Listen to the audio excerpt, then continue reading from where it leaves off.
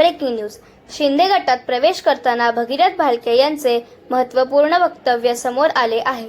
निवडून आल्यानंतर निधी कुठून आणणार या पालकमंत्र्याच्या वक्तव्यावर भगीरथ भालके यांनी सडेतोड उत्तर दिलं. भालके म्हणाले, निधी देणारे नेतृत्व आज माझ्या समोर आहे आणि आम्ही त्याच्याबरोबर आहोत. यावेळी त्यांनी राज्याचे उपमुख्यमंत्री एकनाथ शिंदे यांच्या नेतृत्वावर विश्वास व्यक्त केला. दरम्यान उपमुख्यमंत्री शिंदे यांनीही कॉरिडॉर बाधितांबाबत सकारात्मक भूमिका मांडली. बाधितांना विश्वासात घेतल्याशिवाय कोणताही प्रकल्प राबवला जाणार नाही असे सांगितले. या घडामोडींमुळे सोलापूर जिल्ह्याच्या राजकारणात नव्या चर्चांना सुरुवात झाली आहे.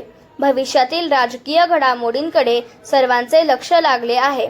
आता पाहूया भगीरथ भालके नेमकं काय म्हणाले आणि उपमुख्यमंत्री एकनाथ शिंदे यांनी कॉरिडॉर बाधितांबाबत नेमकी कोणती भूमिका मांडली.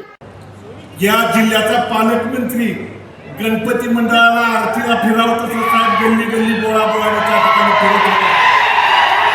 या जिल्ह्याने प्रत्येक तालुक्यात, प्रत्येक शहरात, प्रत्येक त्या ठिकाणी नगरपालिकेला बघितलंय.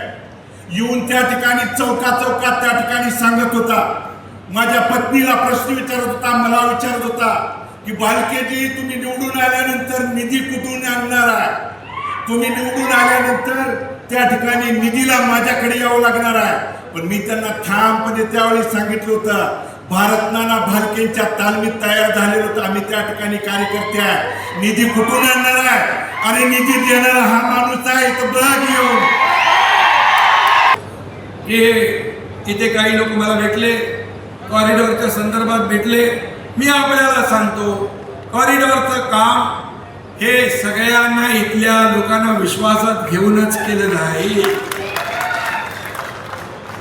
शेवटी पंढरपूर हे जागतिक दर्जाचं तीर्थक्षेत्र आपल्याला करायचं आहे.